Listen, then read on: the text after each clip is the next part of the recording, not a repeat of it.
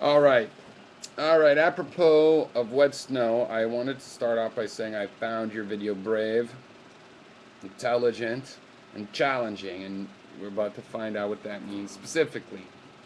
Uh, First of all, you called it anthropocentric, and well, I believe in the full scale of relativity. I mean, that's I mentioned in the video you replied to that the relativity as it is found in physics is part of the crucial refinement of this idea, and we apply it metaphorically to our everyday human existence.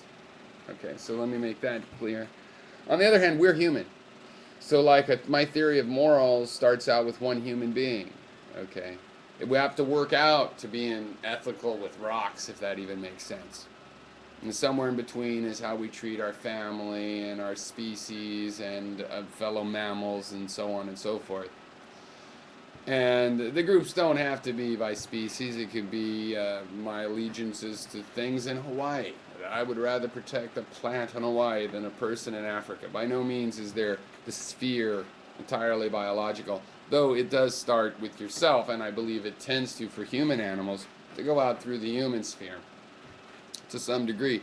Though, people side with their pet before the human, so it's sort of, let's say it goes from the individual out to family and friends and chunks along that way. Who knows? It depends on your personal perspective. But it is anthropocentric because you are anthro. All right, now, one thing is that, you were kind of careful about this. You talked about when you said Nietzsche might endorse the idea that if somebody was constructed specifically uh, for the act of senseless killing somehow, then that would be uh, advocated or could be advocated. Well, I absolutely would deny that Nietzsche would advocate anything like that. He mocked senselessness of all kinds, and the other example you said, sort of just to shake things up, and I don't believe we've ever seen that in nature. You have senseful killing. It might be senseless from our perspective. It's like, hey, the tiger came and ate our baby, and we could have just fed it some tiger chow. Senseless, unneeded. But of course, from the tiger's point of view, relativistically, it was trying to get a meal. That was the sense of it. Now, its sense of its motivation may not convince you of its being a greater thing. It wouldn't convince me. I say, kill the tiger before it gets the baby. But from the tiger's point of view, I understand the sense that it had, and that's the way it is. Imagine you just had a satellite and it dropped these little neutron bombs. Boom, killed 1,000 people every time it did it, just randomly. That would not forward. That doesn't provide a selection bias by which you can change or affect evolution, right? So the more senseless it is, the less positive or any impact it can have on evolution, except for to retard it as animals change their lifestyle to avoid randomness, which is impossible. So they can't achieve anything except for wasting their energy. So if anything, it would degrade. Um, Plus, by chance, you might have a concentration. All the scientists are together, and it drops. Boom, you lose 1,000 scientists.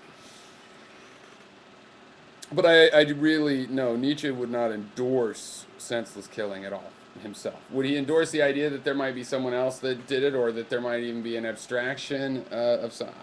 Yeah, maybe. See, he broke off friendship with Wagner because of the idea. I think it is Parsifal that is a stupid hero. He didn't like. He ridiculed and mocked that idea. So let's not say that. But still, sort of. I mean, I get your example, and I would just say no.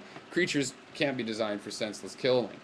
It may be in a Frankenstein's lab, but even that begs us to ask a question about, well, who created Frankenstein such that he created the senseless killer? Because the way nature evolves things, there's always some sense. It may be disproportionate. Some guy might be, I killed the whole village because I wanted an apple in the middle of the village. And that's crazy and out of proportion. But calling it senseless, well, no, it's something that has to be fought. you know. But there was a sense to it of the guy wanted an apple. And the fact that he didn't have to kill everybody to get it, that's the senseless part of something like that. And that part doesn't help killing. Nietzsche's not advocating that. Certainly, I don't think any real good, there's plenty of relativistic arguments against that kind of idea. Now, I don't say that 7 billion people could be in agreement. Actually, it's kind of the opposite. My point is that if you were going to say something like, hey, let's euthanize all people, um, or make any decision for all people, that you need to ask all people. That's all I'm saying. And the presumption is then that is why it is impossible to make a decision for all people. You'll never get that kind of agreement. And for that matter, you wouldn't even get the ability to collect the votes accurately enough to get full agreement. But maybe by doing something one at a time or self-selecting, and you would just not get actual agreement. So that's the point. And we're sort of talking about this kind of thing because it's easier. We are humans, so we're anthropocentric. No matter how much we're trying to, it's like we realize, hey, our village isn't the center of the world. Our planet isn't the center of the solar system. The solar system isn't the center of the galaxy. The galaxy isn't the center of the universe.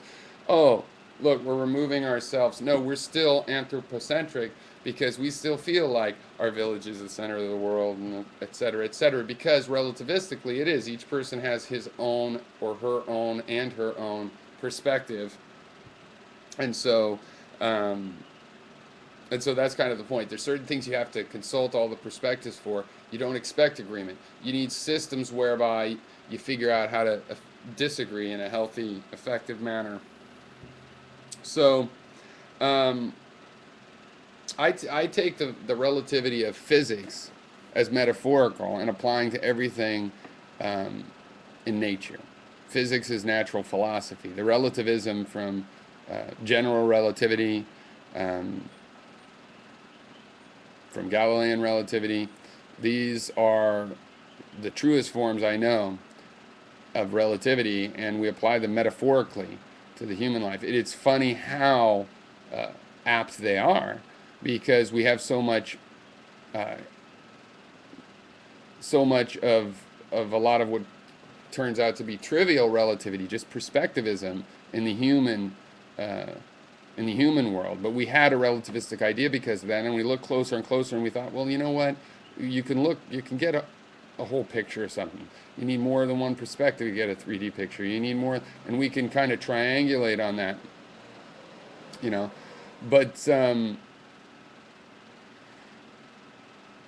But at the base, I believe that everything is like physical relativity, that you cannot know a thing in itself, and but you can know something about its relationships. You can't know it in itself, but you can know it in comparison to something else. And the fact is, if you compare it with enough other things, you start to get really steady readings. You still don't and won't say they're the absolutely correct ones, but you can at least use them to navigate. So anyway, thanks for the video. Hopefully that answered some of your points. And I could be very dim. We'll see. Okay, cheers.